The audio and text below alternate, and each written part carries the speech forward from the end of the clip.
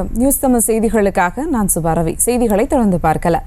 மத்திய சென்னை தொகுதி திமுக வேட்பாளர் தயாநிதி மாறன் மற்றும் அமைச்சர் சேகர்பாபு உள்ளிட்டோர் SM நகர் பகுதியில் குடிசை குடிசையாக நடந்து சென்று வாக்குகளை சேகரித்து வருகின்றனர். இதுகுறித்த கூடுதல் தகவலோடு இணைகிறார் செய்தியாளர் சுப்பராமன். வணக்கம் சுப்பராமன், விவரங்கள். வணக்கம் சுபா. தமிழகத்தில் தேர்தல் பிரச்சாரம் சூடுபிடித்துள்ள நிலையில் கொளுத்தும் வெயிலிலும் அரசியல் கட்சியினர் தங்களது தேர்தல் பிரச்சாரத்தை மிக தீவிரமாக மேற்கொண்டு வருகிறார்கள். அந்த வகையில் தமிழகம் முழுவதும் அரசியல் கட்சியினர் பிரச்சாரத்தை மேற்கொண்டு வருகிறார்கள். மத்திய சென்னை நாடாளுமன்ற தொகுதியில் 4 முனை போட்டி நிலவக்கூடிய நிலையில் மத்திய சென்னை நாடாளுமன்ற திமுக வேட்பாளர் தயாநிதி மாறன் அவர்கள் இன்று துறைமுகம் சட்டமன்ற தொகுதிக்குட்பட்ட SM நகர் பகுதியில் வீதி வீதியாக நடந்து சென்று பொதுமக்களிடையே தனது தேர்தல் பிரச்சாரத்தை மேற்கொண்டார்.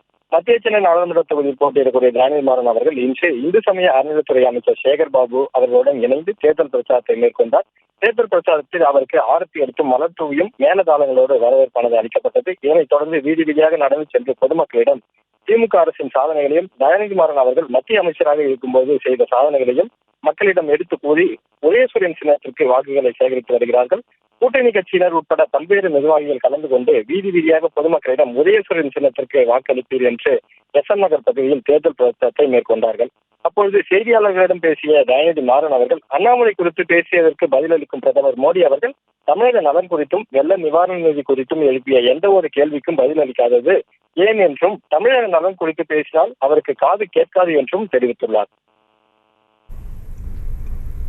விவரங்களுக்கு நன்றி சுப்பராமன். செய்திகளை உடனுக்குடனும் துல்லியமாகவும் தெரிந்து கொள்ள சப்ஸ்கிரைப் பண்ணுங்க.